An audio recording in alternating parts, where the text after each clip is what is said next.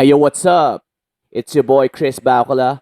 Welcome to the Chris Bacula Comedy Podcast, episode 28. And this episode is brought to you by Default Cafe Pub. Default Cafe Pub offers Pull up, Frank, headshot, Frank, sit down, stand up. They offer different kinds of drinks. They offer cocktail drinks. They offer cold brew. Isa-isa natin, okay? Okay, pull up. Okay. They offer Mars, which is their cold brew, my favorite. They offer Hades, which is their spiked cold brew na may alcohol. They offer Cupid, which is their berry tequila. They offer Cherub, which is their milk tea soju na patok sa mga bitches. They offer Limbo, which is their tiramisu whiskey na gustong gusto ko kasi gusto ko ng whiskey at ng tiramisu. They offer Lilith na may Gen Z spelling, LLTH, which is their raspberry gin. They offer Lucifer na may Gen Z spelling din, na may LCFR, which is their cinnamon liquor. And that's it. They offer drinks. And to get 5% off on your purchase, please use my coupon code, which is ChrisBacs, ChrisBacs. Please, motherfuckers, use it and support the cult. Okay? We're gonna start the morning off right with the introduction music, care of Psych.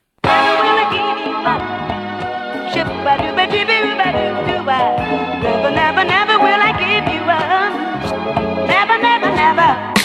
Kita mo ang ulo sa lahat ng mga nagmamahal, sa lahat ng mga nasasaktan, sa lahat ng mga nilapastangan. Mahal ulit, kahit napakasakit. Shit.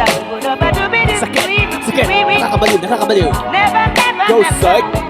Go Psych, it's your Mahal birthday. kita kahit na sinungaling ang iyong ina at magnanakaw ang ama. Kahit ilang ulit ka nang ginahasa ng Kastila, Amerikano o Hapon, mahal pa rin kita hanggang ngayon. Kahit ilan na ang ibinaon mo sa limot, hindi ko malimutan ang mga yon, sapagat sila ang dahilan kung ba't ganito nadarama ko sa'yo. Kahit ilang ulit kaming binabato kasama ng mga barkada ko, pigilan ka mang mahalin, walang makakapigil sa pag-ibig. Itaboy mo man ako ng malakas na tubig, ang lubid itali man sa king kamay ng iyong inay. Magsusulat ako hanggat buhay, hanggang malagutan ang hininga sa kulungan. Di mo man lang natulungan, ako'y masama, bulong-bulungan. Putulan man nila ako ng dila, nasa mga tula ko ang kulay pula ng bandila. Shit, mahal kita, di kita magpapalit. Yeah.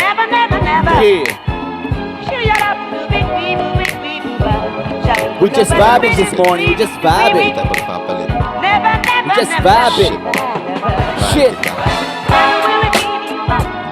Shit, mahal kita. Never will I give you up. Never.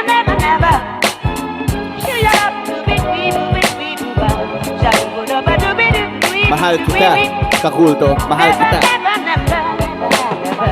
At tila di na magbabago ang takbo ng buhay ko sa piling mo. Masamang inang napili mo at ang tingin pa ng iba sa'yo, di ka masaya. Kaya magpapalit na lang daw ng anyo, nabigla ka. Huwag ka lumagda, humada ka, ako'y makikibaka. Mahal kita at di ko pabayaang mapunta ka sa iba.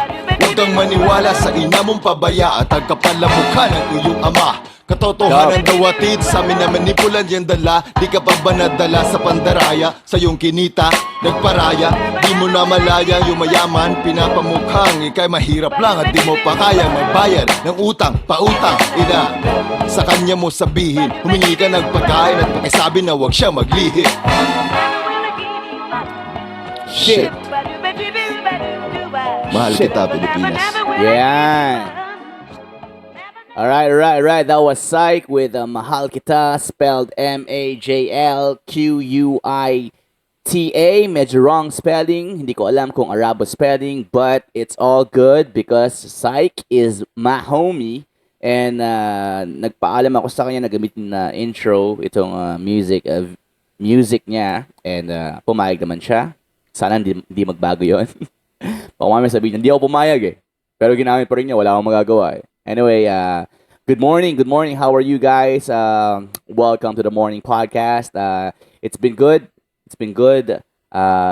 So far, life has been good to me, and I hope life is doing good for you, kakulto. Okay? Last week, na-complete ko yung aking workout schedule. On point, 6 exercises every other day. Start off Monday, Wednesday, uh, Friday, ended on Sunday. Parang yung kanta ni Craig David na 7 days, kahit na hindi 7 days ako straight na nag-workout. Pero noon, 7 days ako nag-workout, ginagawa kong bahay yung gym. Minsan, kaya nga ako nagpa-member sa Anytime Fitness 2 years ago because I've decided to start off my fitness journey. Ika nga ni Ding Dong Dantes, nakita ko sa Twitter nung nakaraang araw. Meron daw siyang fitness journey. Pero I start my fitness journey because nagkasakit ako during the breakup I had with my ex. That was 2 years ago. And sobrang stressful noon. Kaya nanghina yung aking immune system at ako'y nagkasakit. Hindi naman COVID, pero as in, may mga lumabas na mga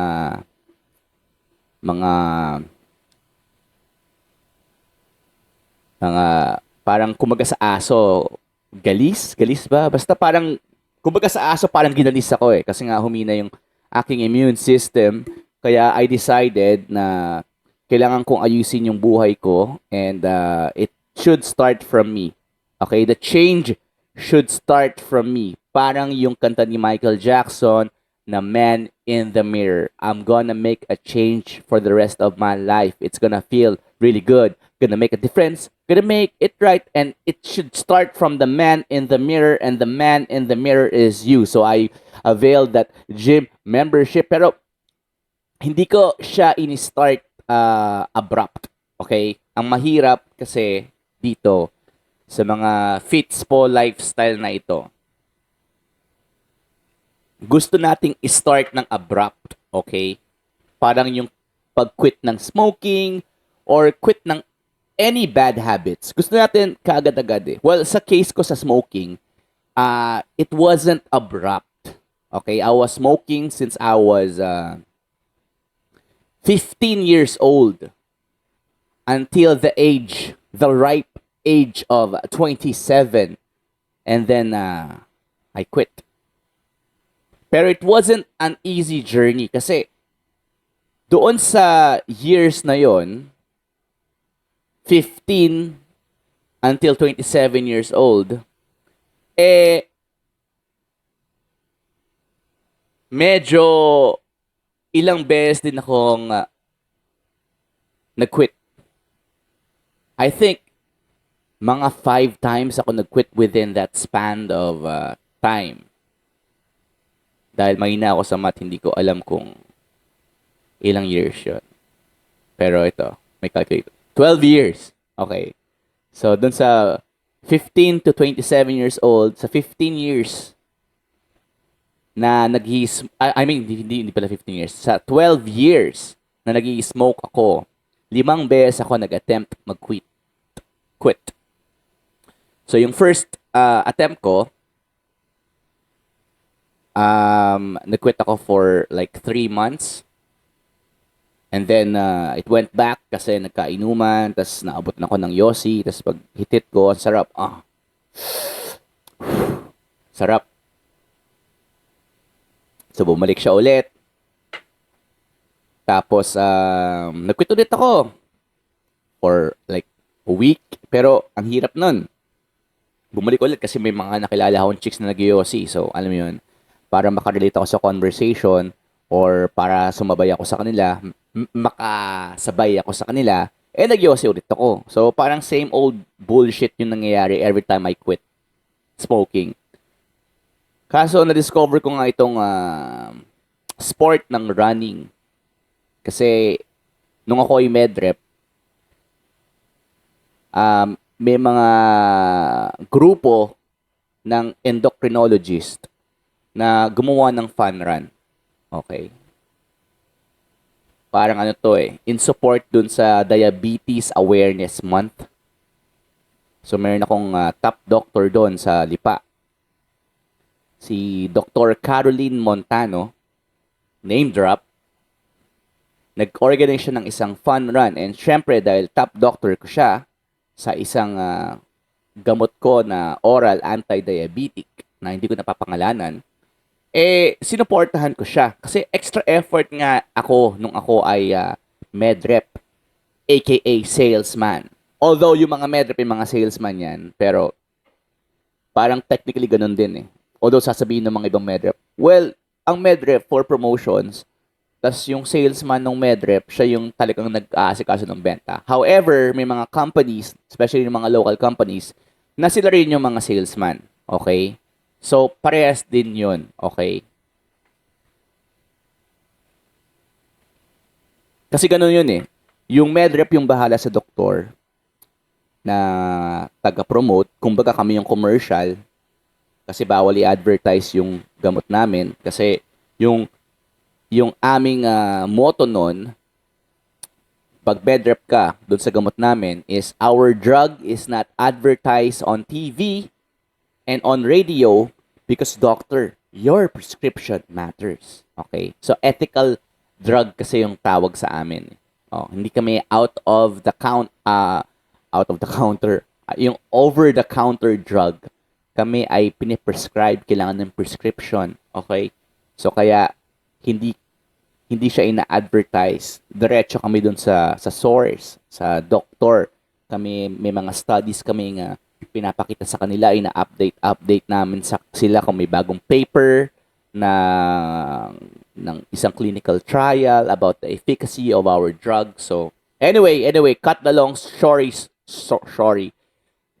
short. Nag-organize nga ng fun na nitong si Dr. Montano and sumali ako. And that time, nag-iossi pa ako. And 5K. It was a 5K run. A 5K run na natapos ko naman, yung nga lang, yun yung unang-una kong experience ng run. So, ako, nag-gym na ako that time eh. So parang feeling ko, oy, sports ang gym ah. Ang running, sports din eh. So, gumagawa na ako ng sports. Tapos ito, sports din ulit. Tapos parang puro matatanda pa yun ng mga nandito. May diabetes. Kayang-kaya ko to. Kasi nagbubuhat ako ng bakal eh. Mabibigat na bakal. Pero lo and behold, nung ako ay nag 5-kilometer run, yung aking first run ever, hindi siya naging ganong kadali para sa akin. Ako ay hinapo para ako may COPD, chronic obstructive pulmonary disease na wala naman talaga, pero parang ganun yung feeling ko noon kasi hindi ako makinga eh. I was gasping for air. Samantala, yung mga ka-runners ko, yung mga kasabay ko doon sa fun run na yon, nagko-cruise lang sila. Na parang di pa nga sila mukhang fit eh. Yung mga iba matatanda, mga senior citizen, yung mga iba machachabi pa, di ba? Pero ang galing eh. Ang galing nila eh. So parang sabi ko, ano bang kulang? Bakit hindi ko kaya yung ginagawa nila? Alam ko mali i-compare yung sarili sa iba, pero that time, feeling ko I don't belong eh. Putang inang update to sa laptop. Feeling ko I don't belong that time eh. So I looked at the man in the mirror after the fun run. I looked at the man in the mirror. Sabi ko, Chris, what's up, homie? What's up? So, kailangan ko lang maging honest sa sarili ko that time na kaya siguro, I was very sure. Kaya ako hinapo doon sa 5-kilometer run na yon is because grabe ako mag-yossi. Chain smoker ako eh. 'Di ba? Hindi yung DJ na chain smokers, hindi yung grupo na yon, hindi yung house music duo na yon o band na yon. Chain smoker para akong pugon. Minuminutos hindi, pag umiinom hindi.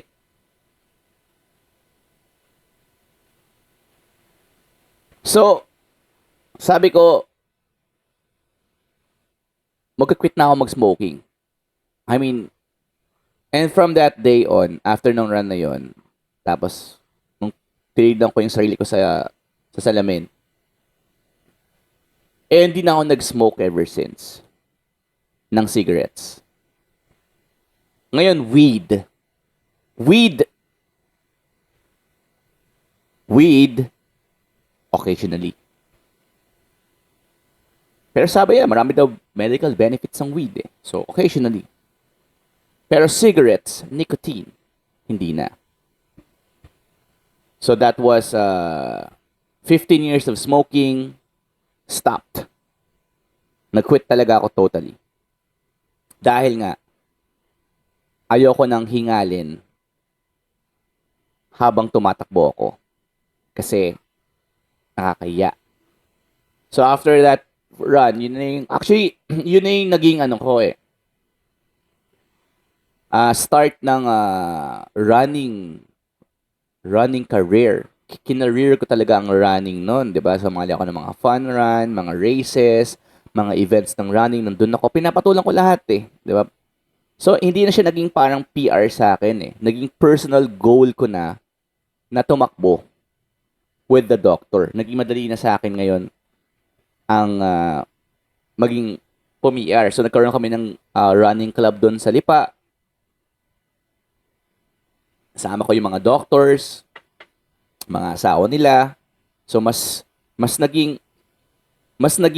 easier ngayon yung PR kasi gusto ko yung ginagawa ko, 'di ba? Kasi ako yung tao kasi na motivate ako basta gusto ko yung ginagawa ko eh. Pag hindi ko na gusto yung ginagawa ko, wala akong makitang point eh para ipagpatuloy yun eh. Regardless kung may pera eh. Siguro nung bata-bata pa ako, nung 20 years old ako, money motivates me.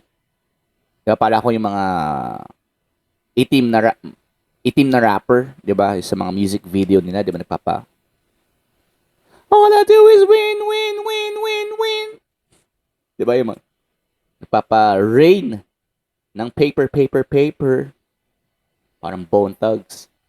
Pero nung na-hit ko yung 27 mark ko, na feel ko na mas leaning towards ako dun sa thing that motivates me. Okay? So, yun. So, hindi ko alam ba't napunta yung topic dun. Basta yun yung story ko kung ba't ako nag-quit ng smoking and nag-start ng healthy lifestyle. And yung last week, nakompleto ko yung aking gym workout routine. Hindi ako cut corners. Hindi ako half-ass. Kinumpleto ko talaga siya. Nakapag-abs pa nga ako eh. 'Di ba? And alam ko lahat ng mga nagbubuhat dyan sa gym, minsan ayaw nila mag-abs eh. Yung mga iba nga minsan ayaw mag-legs eh. Pero alam mo yun, kailangan mong gawin yun eh. You have to put in the work day in and day out kahit hindi mo gusto. Minsan, tinatamad talaga ako mag-gym. May pusa nag-aaway sa labas. Okay. Na tayo magagawa eh. Ganito talaga sa barangay. Minsan kahit na gumigising ka na madaling araw, maingay pa rin.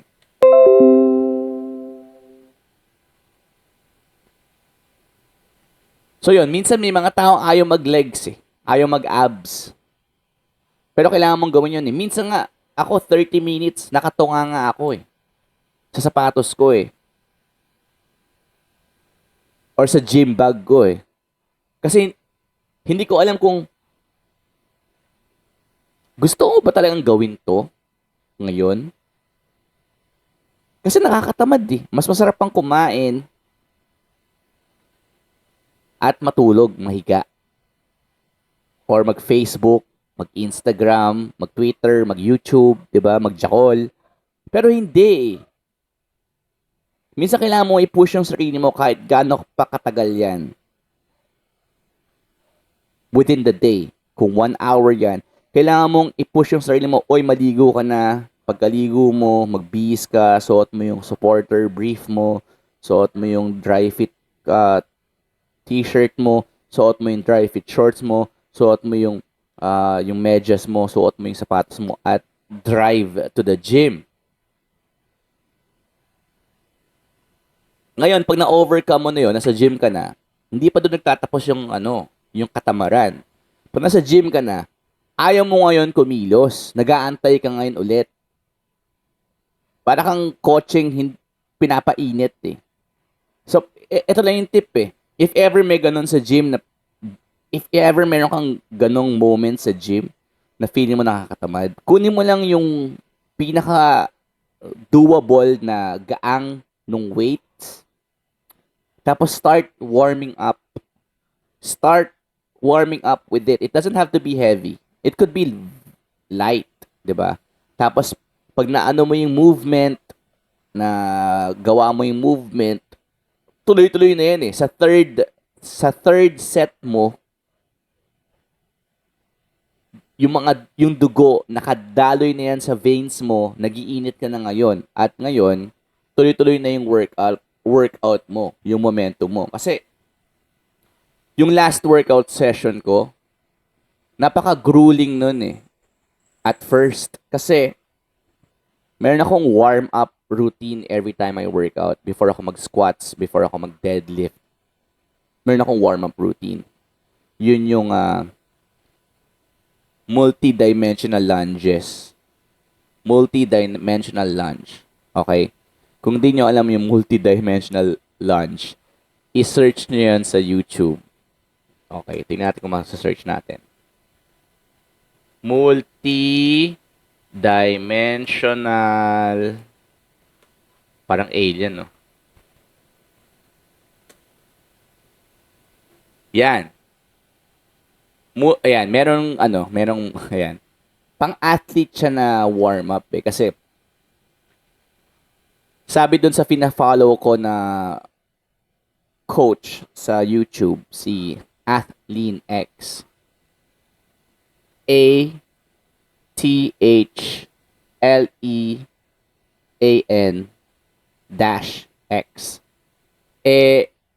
Mas maganda to kesa mag-treadmill ka. Okay? Kasi, pag nag-treadmill ka, ang boring minsan eh. Pero i-try nyo itong multi-dimensional lunges as your warm-up routine before kayo mag-start ng weightlifting workout. And, dude, sobrang nakaka-pump ng blood sa heart. So, nung ginagawa ko to, wala munang weights. Kasi, sinasanay ko kinukondisyon ko yung katawan ko sa movement niya eh. 'Di ba? So, habang kinukondisyon ko siya, wala munang weights. Tapos, saka nilagyan ko ng weights.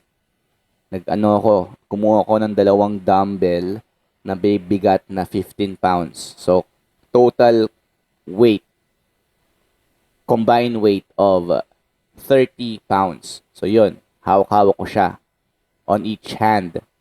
And, ginawa ko na yung multi-dimensional lunges.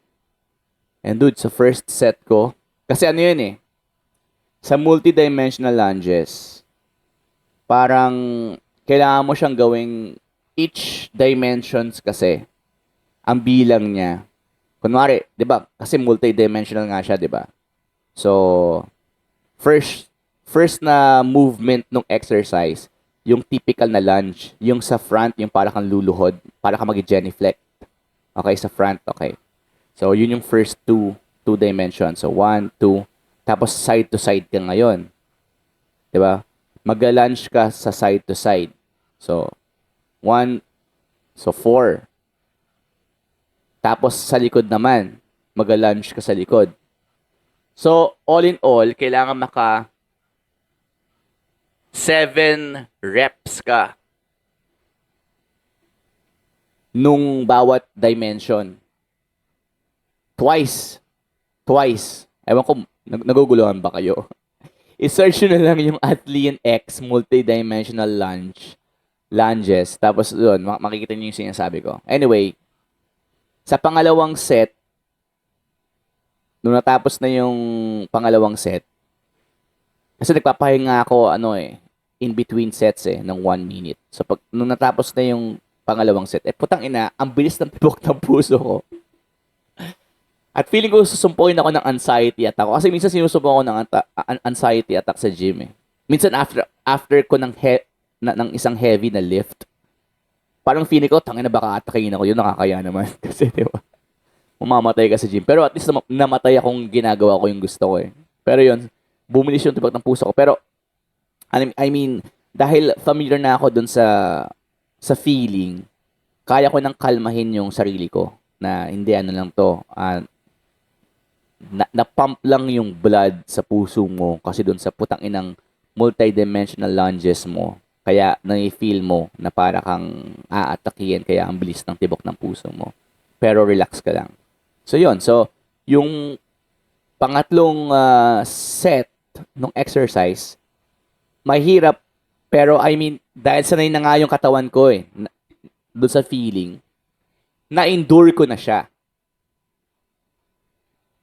So, it was a great warm-up, pero yung struggle para masimulan, 'di ba? From dun sa house na ayoko magbihes, 'di ba? It took me 30 minutes before ako maligo, tas mag-drive papunta ng gym. Tas pag sa gym, 'di ba? Another siguro mga 15 more minutes before ko start yung multi-dimensional lunges na warm-up ko para masimulan ko yung aking workout. Kasi yung una kong workout on that day was squats 'di ba? So kailangan mag-warm up ka lagi before ka mag-head dun sa talagang workout mo. Yan. So yun. So nataguyod ko naman. Nataguyod ko naman siya and it was awesome. It was awesome. And na-complete ko yung workout week ko. Okay? So also, last week, nag-start ulit ako mag-live sa Kumu kasama si Syke and si Ivan. Kaso wala sila doon dalawa. Ako lang. Kasi, si Ash Vera, yung friend ko na taga LA, di ba nga nag-suggest nga siya ng mga dapat kong gawin sa podcast episode, like magkaroon ako ng intro ni Syke, 'di ba? Nag-suggest din siya ng topic nung time na yon habang magka-chat kami na pag-usapan yung topic na yon, pero hindi sa podcast na to, sa Kumu.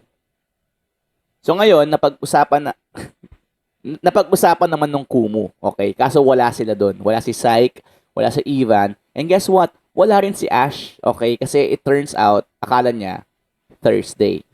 Pero Wednesday night kami nag-live.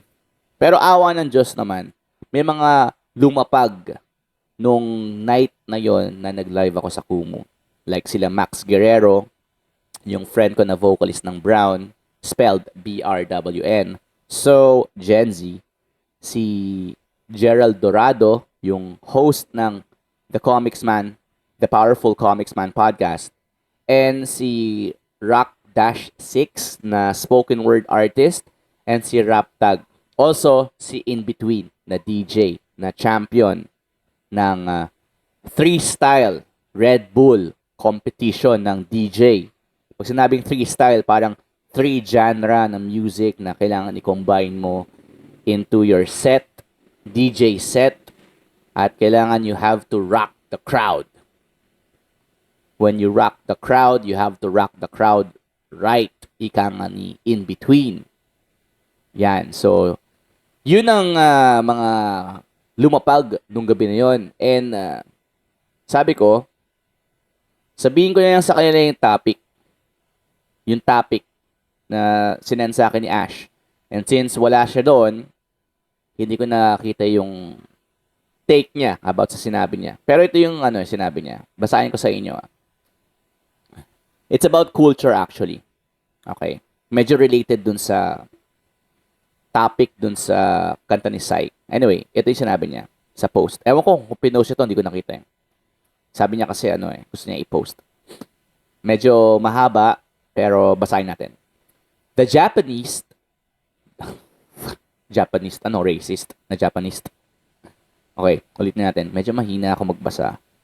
I mean, hindi, minsan na mamali-mali ako, lumalabas yung Filipino accent ko, pero it's all good, because we Filipino, dog. We Filipino. We not American, we Filipino. Okay, ito. Litin natin. The Japanese ability to take in on Western lifestyle and culture and reinvent it to their own, like Chicano, rockabilly, baseball, and even hip-hop music and street fashion is something the world admires about them. But this is not unique to them. Filipinos have been doing this since the colonial years. We assimilate to our overlords. Wow, parang StarCraft. Overlord, di ba? StarCraft. Yung parang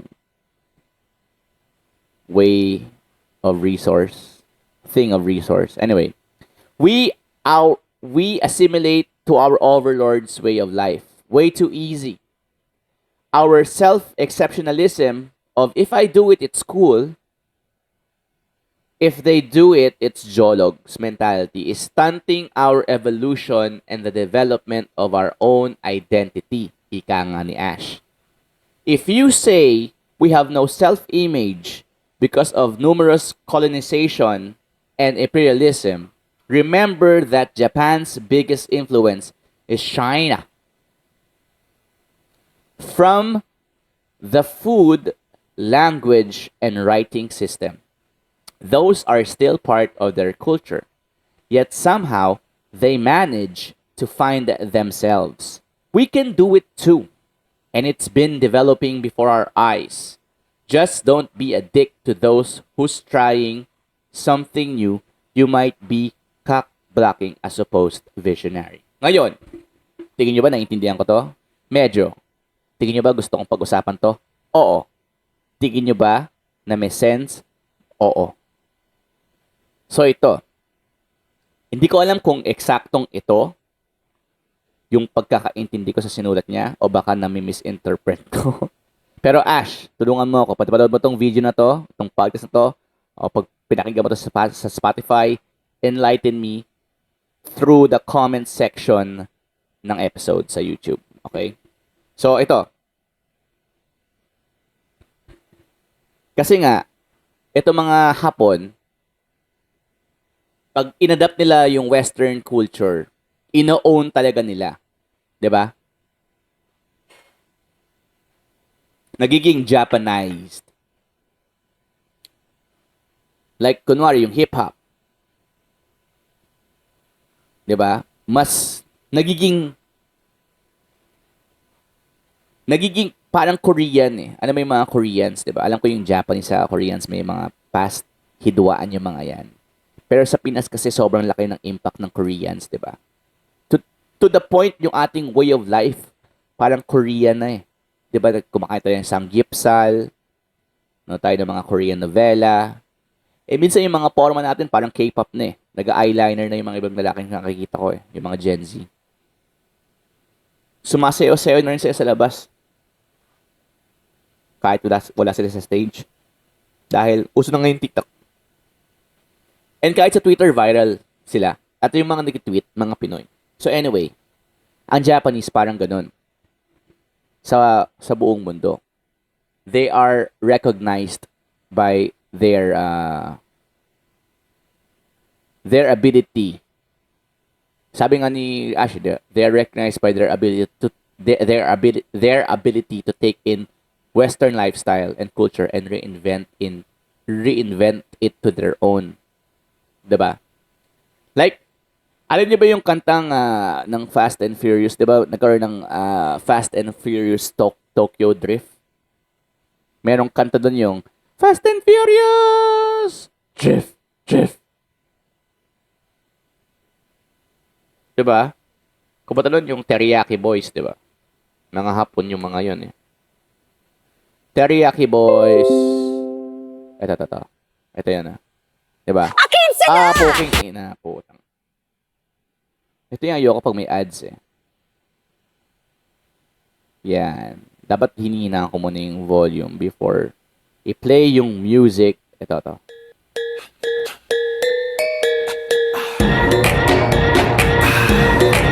Diba? So, itong Tokyo Drift na western film, diba? Kasi Fast and Furious to, diba? Fast and Furious Tokyo Drift. Na alam naman natin yung Fast and Furious. Napakalaking franchise niyan. Kasi ang daming Fast and Furious para silang Star Wars, di ba? Ano ba, may Fast and Furious 8, di ba? Sobrang dami, hindi mo na alam, di ba? So isa sa mga Fast and Furious franchise movie, nagkaroon sila ng Japanized version. Ito nga yung Tokyo Drift, di ba? Na yung karera, yung theme kasi ng Fast and Furious, 'di ba, yung parang drug racing. So dito naman sa Tokyo Drift na movie franchise nila, drifting naman. And yung mga nandito mga Japanese.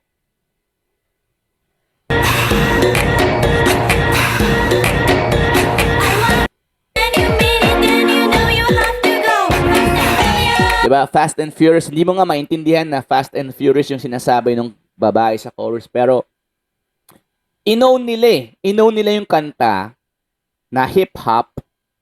Tapos, ginawa nilang Hapon.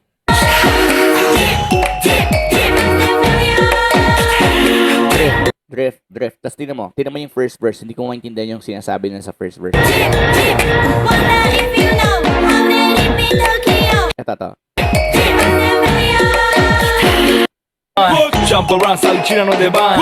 Diba? So, yun ang sinasabi ko, okay? Hindi ko na kailangan i-play lahat. Baka ma-copyright na naman tayo. Diba? At hindi kumita tong episode na to. Sinasabi ko, yung Hapon, kaya nilang i-take in yung Western culture at i-own nila. Diba? Japanize. Yun yung word ko na gagamitin. Okay?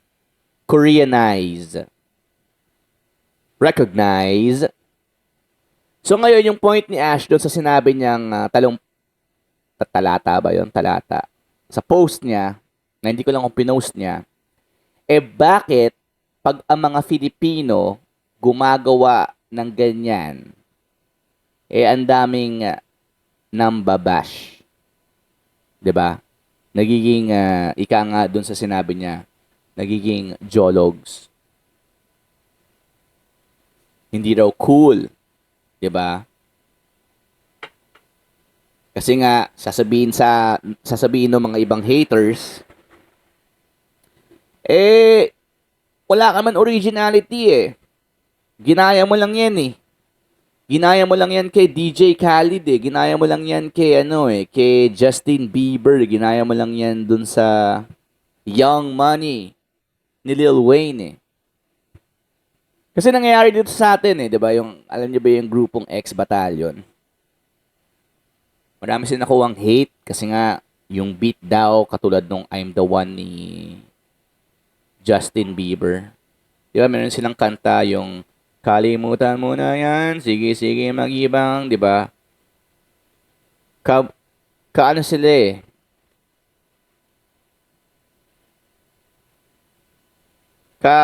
katunog niya yung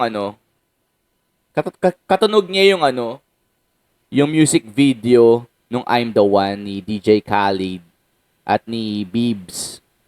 Kasama sila Lil Wayne, Chance the Rapper. Kasi, tinan mo ito.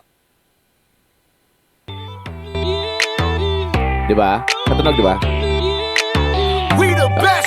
Kalimutan mo na yan. Yun. So, parang sinasabi ng mga ibang haters sa Pinas, na ginaya niya naman yung yung video nung yung beat ni Justin Bieber. Pero kung titignan natin, guys, inown naman nila yun . Hindi nyo nga alam na beat pala yun ni DJ Khaled . Yung mga iba sa inyo, siguro yung mga iba siguro sa inyo na nakikinig sa akin ngayon sa podcast na to. Iisipin nyo, talaga? Same beat ba yun? Kasi nga, ang ginawa ng XB, inown nila yung beat. Ginawa, binatalonize nila. Okay, so magaling sila doon kasi binatalonize nila, batalonize nila yung beat nila DJ Khaled at ni Bieber. At gumawa sila ng hit record. Kasi wala naman talaga doon sa beat yun eh. Nasa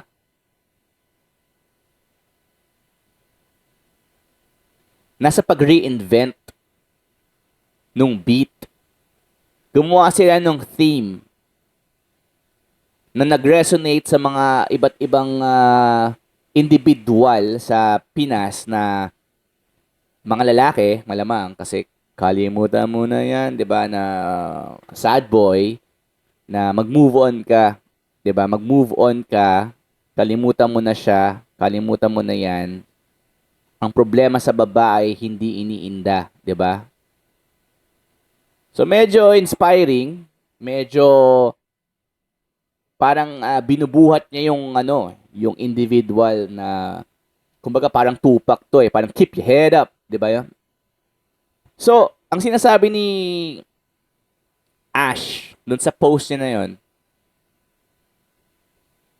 wag naman natin sanang i-hate kung may ganon, 'di ba? Kasi sa panahon ngayon, wala naman talagang original eh. Even yung mga US na rappers, na idols natin, sinasample din nila yung beat ng mga lumang artists, yung mga jazz artists nung dekada 60 na hindi mo nakilala, pinapakinggan nila yon at nire-reinvent nila yung music na yon into something new. Okay? Ini-innovate nila. So, ang sinasabi na dito, wag natin i-cock-block kung may isang tao sa Pinas. Kasi magkaiba yung nangungopia sa nagre-reinvent. Okay? Sa comedy world, ang daming mga comedians na triggered na, oy, joke ko yan eh. Ginaya mo yung joke ko. And nangyayari talaga yan, yung joke stealing, ika nga. Or sinasabi ng mga iba, parallel thinking. Kasi pwede namang hindi mo ninakaw yung joke eh. Pwedeng parehas nyo nang naisip yung topic. Tapos, alam mo yun, it just so happens na mas magaling lang siya mag-deliver nung joke eh. So, na-reinvent niya. Mahirap i-prove kung yung joke kinuha mo or ninakaw mo. Ang magiging yan, kasi di mo naman pwedeng lagyan ng royalty yung joke eh. Diba? Hindi mo siya pwedeng, o pwede mo siyang ilagyan ng royalty pero mahabang proseso. At kahit lagyan mo ng royalty, hindi mo alam kung talagang papatok ba yun. All I'm saying is, pwedeng ikaw yung nakaisip ng konsepto, pero pwedeng naisip din niya yun eh. And it just so happens na mas na-deliver niya na mas maayos yon kasi na-reinvent niya yung shit na yun o yung topic na yun na mas maganda, kaya mas nakikilala siya doon. Nagigets niyo ba ako? Kasi parang ito yun nangyari. Alin niyo ba yung shoe brand na Bape? B-A-P-E? A Bathing Ape? Diba, yung shoe nila, nung A Bathing Ape, kahawig nung Air Force One na design. Ito, tingnan mo yung, search nyo yung Bape shoe. Halos kahawig sila nung Air Force One. At alam ko, dinimanda ng Nike yan eh. Kaso, itong si Bape, tawag dito,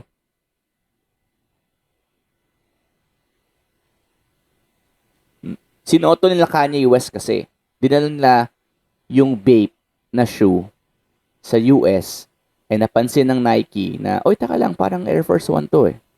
At dinimanda nila. Pero taka lang, merong YouTube video na pinanood sa akin si Ash about kung bakit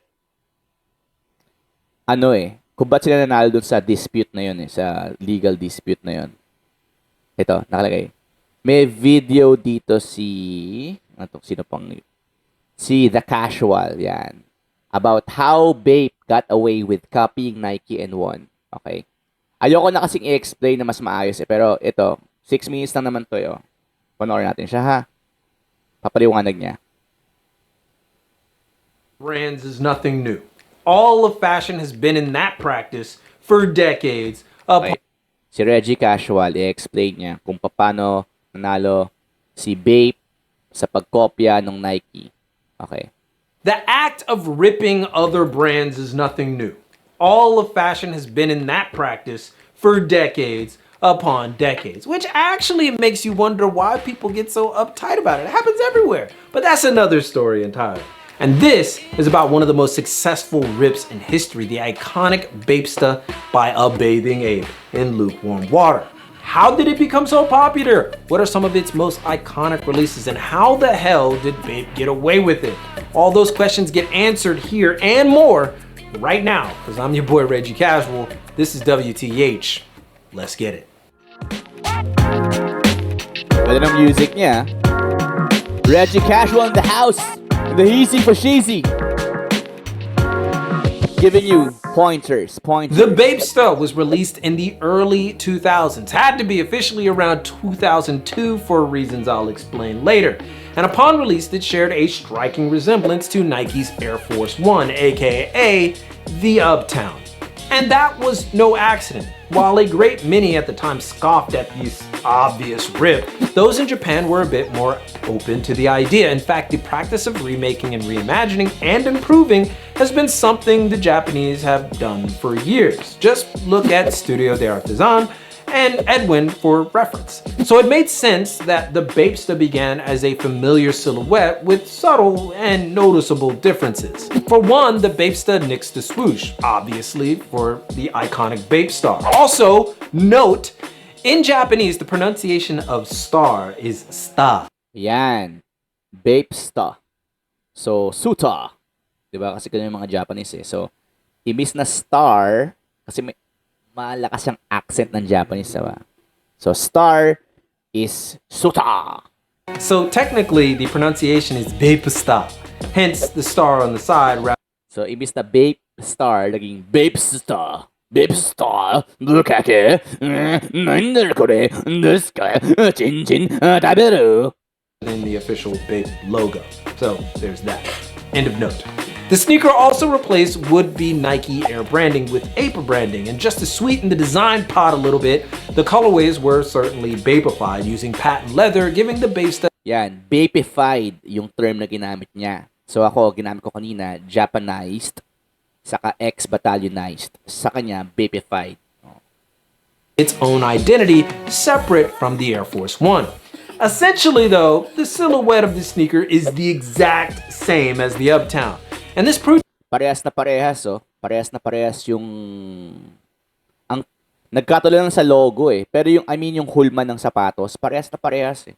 be a fantastic idea for Nigo & Co., as the Bapesta became one of the most popular sneaker releases of its time, especially in Japan. It also helped that Nike's own Air Force One was by far one of the most popular sneakers in Japan at the time and still is. And I get it, Uptowns are popular everywhere, but Even sa Pinas, sobrang popular ng Air Force One, di ba? Yung mga Gen Z, saka yung mga Instagram models, lahat sila nire-rep na ng Air Force One, di ba? Na si Neri, noong 90s, kumuha ng kanta na Stampin' in my Air Force One. in Japan, it's on another level of crazy. To be clear, Japan gets more colorways, more releases, and more collabs for Air Force Ones than any country, including America, Wow. in the world. So that kind of gives you an idea of how popular they are here. And because Japanese aren't as discerning when it comes to ripping as Americans tend to be, the Bapesta was seen as an extension of the most popular sneaker in Japanese street fashion history. It eventually caught the eyes of celebs in the West like Pharrell and Kanye West. Yan, ito yung sinasabi ko kanina, di ba? Nagustuhan ni Pharrell sa ni Kanye yung Bapesta at ni-rock nila yung shoe wear. Pag sinabi ko ni-rock, sinuot nila at ni-represent. And when that happened, the shoe exploded. And just like that, the Bapesta, once scoffed by Westerners, became one of the most sought-after sneakers in the entire game. It was hard to get because it was in Japan. But it also spawned collaborations with everyone from KAWS, Marvel, AMP, Daft Punk, SpongeBob SquarePants, NERD, Grabe, and of daming course, colorways. Kanye West himself. Whoa. The Bapesta even inspired Nike to release patent leather versions of the Air Force One. After Nigo left Bape, however, the sneaker took a short hiatus, but eventually came back, subduing its colorways a bit, but still kicking in collabs that keep Bape heads intrigued to say the least. But the real question is, how did Bape get away with Yan. straight up copy? Ito yung gusto natin malaman kung paano siya nagkaroon ng absuelto dun sa lawsuit against na final ni Nike sa kanila. Kasi gayang-gaya yung sapatos eh.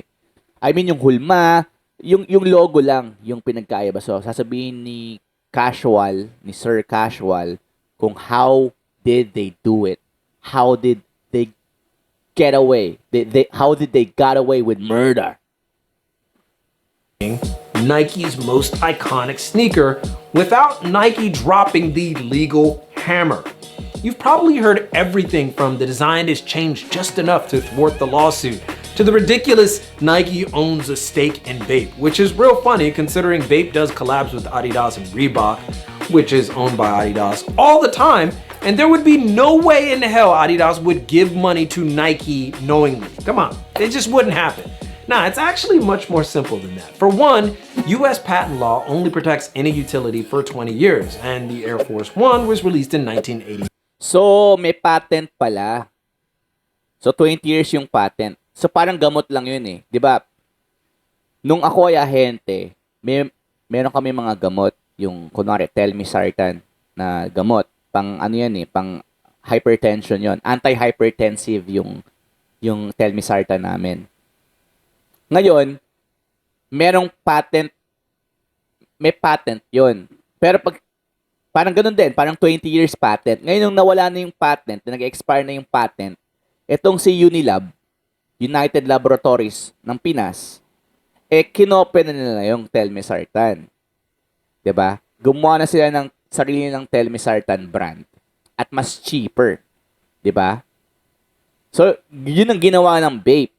Nung nag-end na yung patent nung Air Force One, nung nagsimula ng 1982, parang meron na silang legalities ngayon na gayahin yung hulma.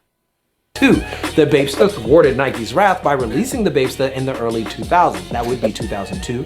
And because Japanese patent law has a similar time limit, 20 years, Bape dodged a damn cannonball.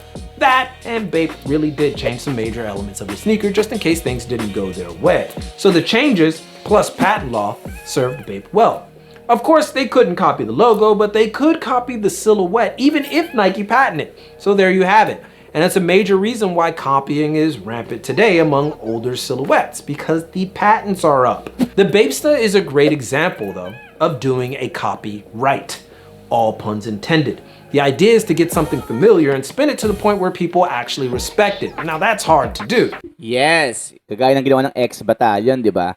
Familiar yung beat nung DJ Khaled. Kasi mabenta yung The One.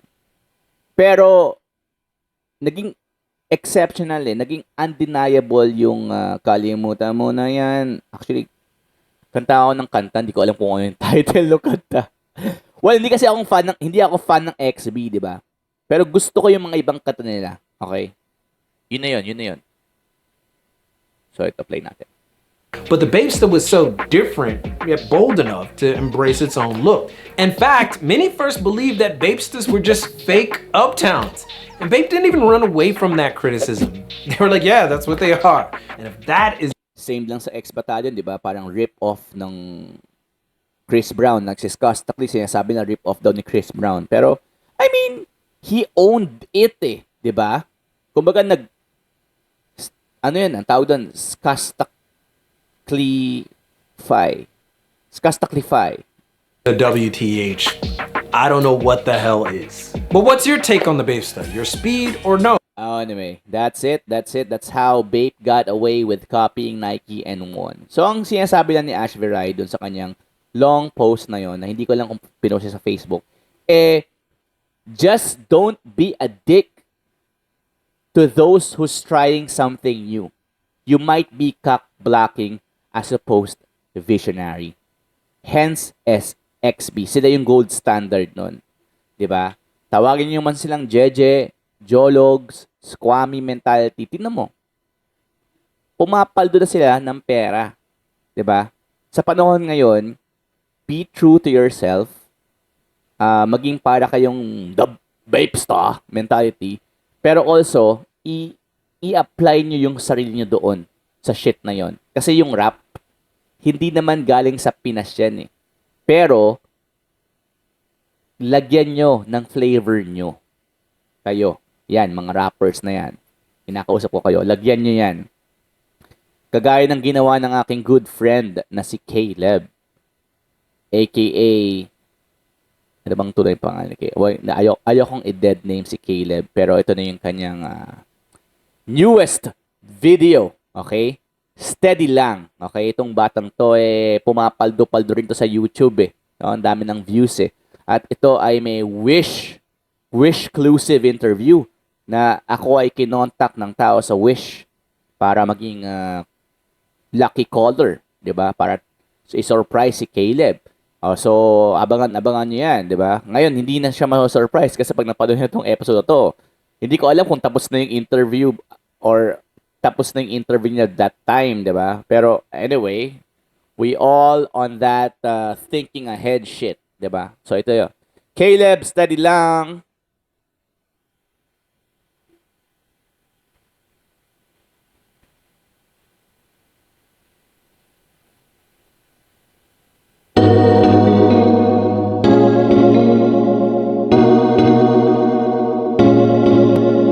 Tahimik lang, sa gilid lang, hindi to basta naghangad. Steady lang pulso ko, focus lang sa gusto ko. Payat pero yung plano ko, maging brusko ang bulsa ko. Kung negatibo ka, no way, malabo na maging okay. Tahimik lang to sa gilid, merong magic pag nag last minute. Dating tinabla, lumipad na mala-agila. Kabisado mong kanta, pero hindi mo ko kilala. Kinukuha para sa akin dito, puro panalangin. Tira nyo na alanganin, kaya di ka pabalarin. Mga cheat yung automatic ay biglaan kumakapit. Inuwi ko kaya puro broke ang puso nyo palagi. Laging steady lang at aking palihim, makukuha ko panis yung mga parinig. Dito ordinaryo, utak milyonaryo, ibang klaseng mag-isip, milyalayo sa'yo. Tahimik lang, sa gilid lang, hindi to basta naghangad. Pagkatapos niyan, alam nyo na, sasamahan nyo rin to magdamag. Laruin ang oras pero puso no. Pera fame madaming bebot, green light kaya laging go. Yung inggit iwanan mo, mga wax itapon mo, hindi tunay murahin mo, legit lang kailangan ko, yeah. Daming maling gawa, pero tinatama ko. Yun ang naging saklay kapag bumibigay na sa labang to.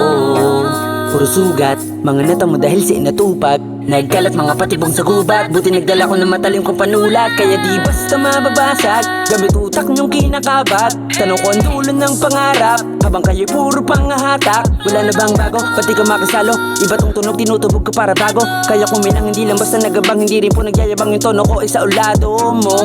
Laging steady lang at aking palihim, yeah. Makukuha ko panis yung mga parinig. Dito ordinaryo, utak milyonaryo, ibang klaseng mag-isip, milyalayo sa'yo.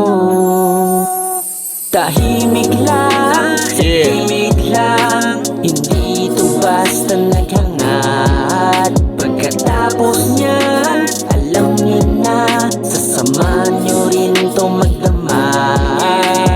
Laruin ang oras pero puso no. Pera fame madaming bebot, green light kaya laging go. Yung inggit iwanan mo, mga wax itapon mo, hindi tunay murahin mo, legit lang kailangan ko, yeah. Ayan, may outtakes pa. Yan, buong masaya sila. Puro sila boys eh. Walang girls. MOB, money over bitches. Yan, steady lang. Okay. Ay, putang ina. Ayan, yan ang maganda kay, kay Caleb. Meron siyang ad. May Shopee. Sino ba to? Si Alex Gonzaga. So, shout out natin lahat ng mga lokalye. Okay. Okay, shout out natin sila, syempre si Caleb, 'di ba? Directed, 'di ba? Imbis na DIRECTED, DERECTED. Directed by Swayze and Caleb. Special thanks to Freshman, Hella Hood, Toyski, Frame, Drew This, Steadyman and Friends, Ninoy Agsalud. Okay, so supportan si Caleb, guys. And supportan nyo rin yung aking podcast, Chris Bacula Comedy. And also, supportan nyo yung mga single moms. Okay, mag-nominate kayo ng single mom for her to receive 1,000 pesos sa GCash niya. Okay, nominate nyo siya. Sasalain natin siya. I mean, hindi natin sasalain, di ba? Sasalain natin yung mga single mom na ninominate nyo. Tapos tatawagin natin siya ng live. Tapos bibigyan natin yung GCash niya na 1,000. At aalamin natin kung what motivates her. Okay? So guys, again, this has been your boy. Thank you very much for tuning in. See you on the next episode, bitches!